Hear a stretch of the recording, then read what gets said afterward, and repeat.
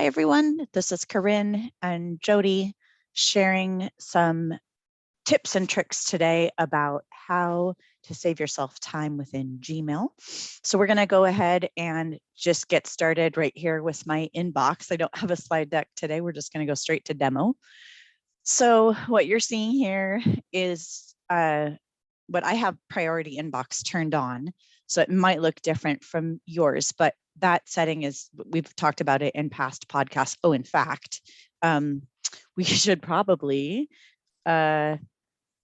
introduce the series here first. So these are First Friday Fast 15s, and they are 15-minute long trainings that happen on Fridays.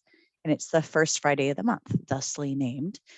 And these end up on a YouTube playlist called First Friday Fast 15s. We also have Wednesday Lunch and Learns, which are, Jody, help me out, second or third Wednesday of each month. I think it's the second. It's usually the third, but this month with spring break, it is the second. So it'll be March 16th, and then April, it'll return to the third. Thank you. So it's actually second or third Wednesdays of each month. And that's also Google content, just different types of not just Gmail, but other apps as well. So join us anytime or check out YouTube because everything is recorded and put up on those playlists. So what we're looking at here is Gmail, and these are important time-saving tips. So the first thing I want to show you is in my inbox here, I have these things called hover actions that are enabled. So when I hover over a message, I get some choices over here to the right to archive, delete, mark as unread, or I can snooze a message to a different date. So that's highly useful when you're quickly going through messages. And the way that you get there, most things that you'll see today are under the settings menu. So when you click see all settings, a lot of things are under this general tab. So we'll just keep revisiting this to sort of cement it for you if repetition is an important way that you learn. And as I scroll down, hover actions here you'll see are enabled. If you don't get those little icons to the right of each message as you hover over them, you'll need to go to settings and then the general tab and turn this enable hover actions on. And way at the bottom, you'll see a command to save the changes. So it's grayed out for me right now because I didn't make any changes. So I'm going to cancel. So hover actions, really convenient for quickly going through email. And then we have a couple of other features in Gmail under that general tab. One is autocorrect, and then it also has a spelling and grammar suggestion function. And so that means that within a message, if I were, let's say I were to compose a new message, and if we did something like this is a great, I always get the word privilege wrong.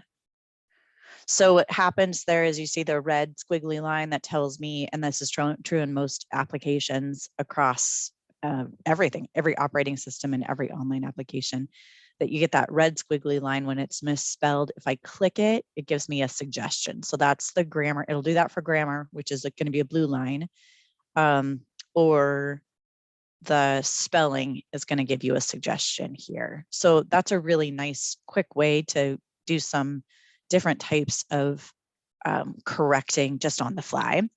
And then, oops, there it is. There's my suggested privilege. Now I thought autocorrect on, so let me try this again.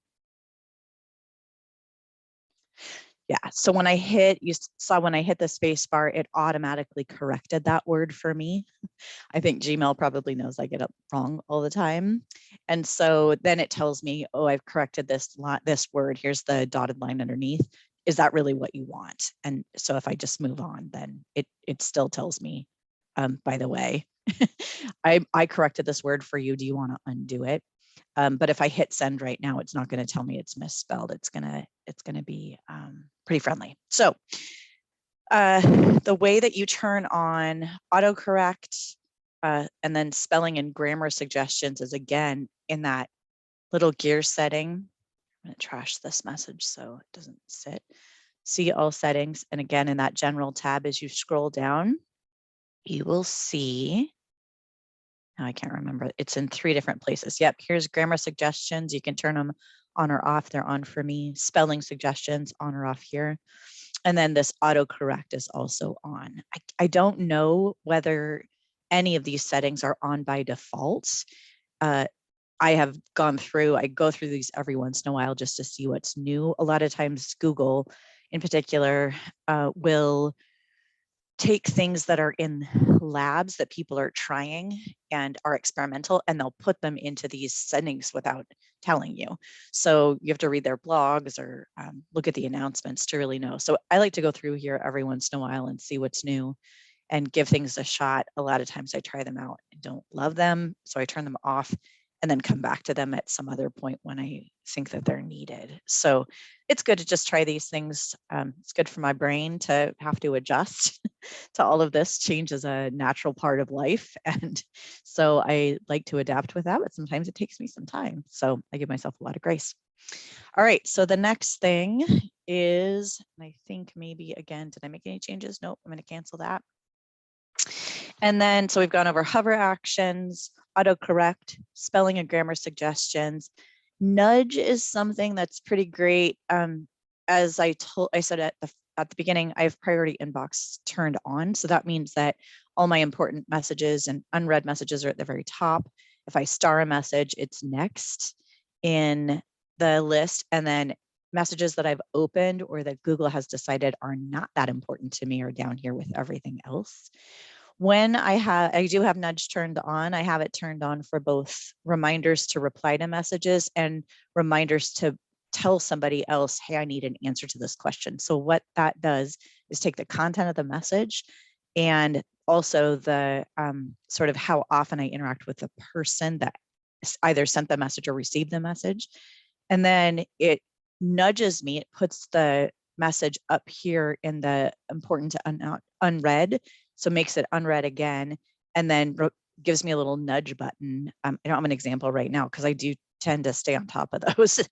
It's a pretty nice feature, I think. And it reminds me here, hey, you may want to respond to this message, or you may want to ping this person again because you haven't gotten an answer. So those nudges are really, really great. You can mute them if you want to on some conversations, but it's on a case-by-case basis. So I love Nudge. It's another feature that I didn't like when they first turned it on for me. It was turned on automatically at some point. I was not happy about that. So I turned it off and then later on came back and turned it on. And now I do really appreciate it. It's very useful. So the way that you turn it on again is under this gear and go to the settings. And under that general tab, there is let's see. I've been messing around so much. Here it is. So nudges, you have those 2 options. It will suggest emails that you need to reply to. So when somebody has sent something to you that has a request in it, it can nudge you and say, hey, you didn't respond here. You might want to do that.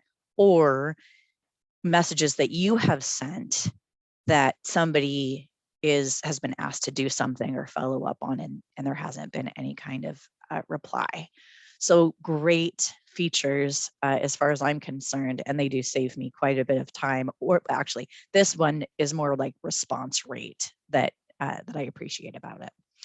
So the next one, I love this. This is one of the ones that was in labs for a long time that we could flip on voluntarily, and then they eventually added it into regular Gmail. And that is send and archives. Let me see if I can here. I will respond to Kendra here. And so I'm going to just pretend.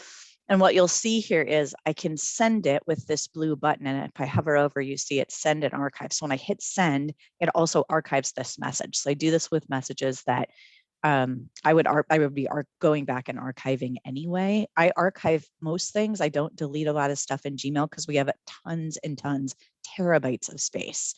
And so if I ever need it again, it's super easy to search for. I only delete messages that I know I'm never going to use again. That would be like IV notifications, once I've completed the task, frontline notifications, anything from vendors that I don't really want, cold emails, things like that get deleted, but most other things just get archived. So send and archive, one button sends the message, archives the thread at the same time, or you can just hit send and it will remain in your inbox. The other option here is a schedule send. So especially if you're a supervisor and you don't necessarily need folks when they get messages on the weekends or in the evenings, I think oftentimes they feel like they have to respond. So I like to schedule a send, and you can schedule that for whenever you need to. I like having this feature just because things that aren't urgent can just sit in my outbox until it's time to send it. So send an archive, send or scheduled send to keep it in your inbox. And once again, the way that you do that is under this, or turn this feature on, is here. And I think it's under the general tab. Now I'm not sure. Let's see. Oh yeah, that undo send's a good one too. Here it is. Okay, so under general, just a little bit, scroll just a little bit down, and you can turn on the send and archive. I'm thinking that this is not on by default, so you may have to turn it on to see if you get into a message or you are replying to a message and you don't see that blue button, you'll need to turn it on here. Okay, Jody, you'll let me know if anyone has questions, right? I sure will, yes. Perfect, okay.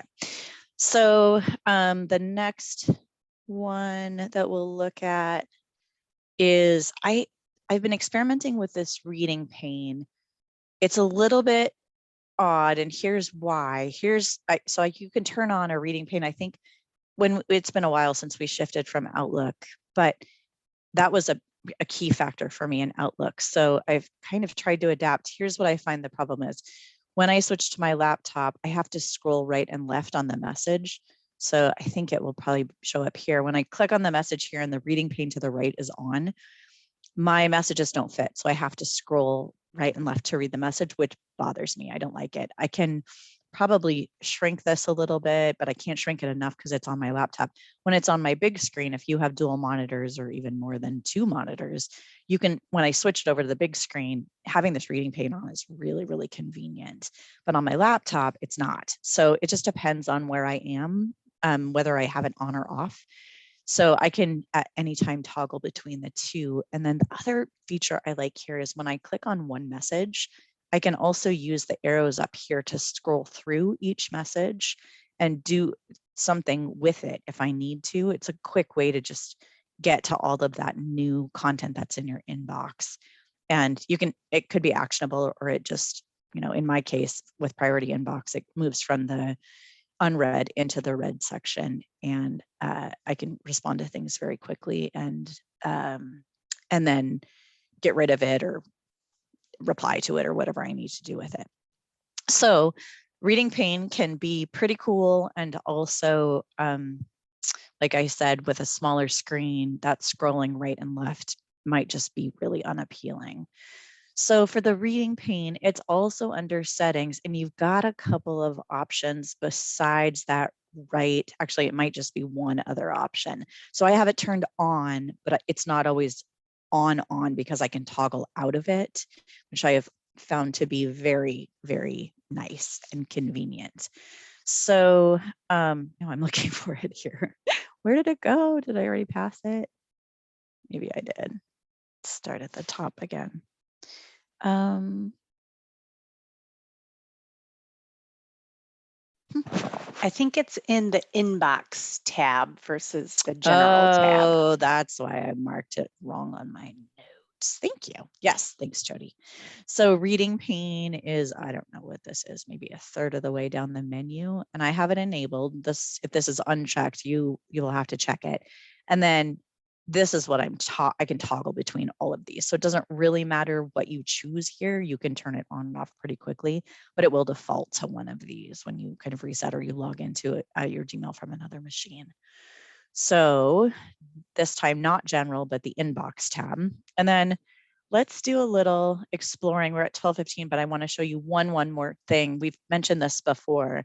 Filters and blocked addresses are very groovy. This is where you can either set up some kind of formula. So when something comes into your inbox, you can choose to see it or not. You can archive it. You can delete it automatically if you're getting a lot of spam from the sender. Or you can apply a label to it and have it filtered automatically, and then put something like a reminder in your calendar to read it once a week or something. This would be for things that you subscribe to that you really do want to read, but you don't want to see in your inbox necessarily. Just kind of a good task management strategy. And then this is my personal email. I wanted to show you something spectacular about Gmail. When I go this, and it's just more established in this account because I get more spam here. I tend to sign up for more things. So when I do filters and blocked addresses, sometimes I set it up. Like, here's a good example here. I had subscribed to this list for President Trump, and it was sending a lot of emails. So I changed my email address to the beginning part before that domain, so before the @ sign.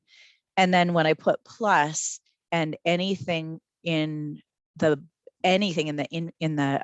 body of the email or the subject line that has Trump in it is just going to get deleted automatically. So what Gmail does is strip everything behind this plus sign, and it just comes to my inbox. So you can put, if you want to know where the messages are coming from when you sign up for something like frequent flyer miles, or I don't know what we would, a work example would be, maybe it's a subscription-based service.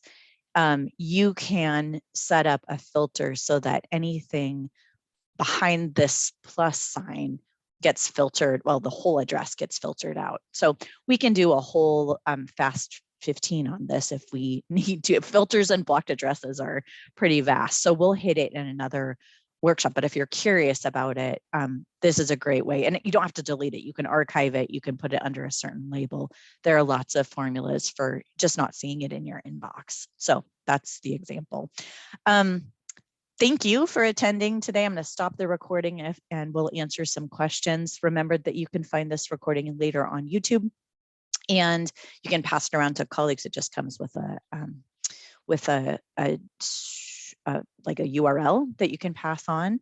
And then we've been experimenting with these closed captioning. So we should have this feature later too, in case that's needed. Enjoy.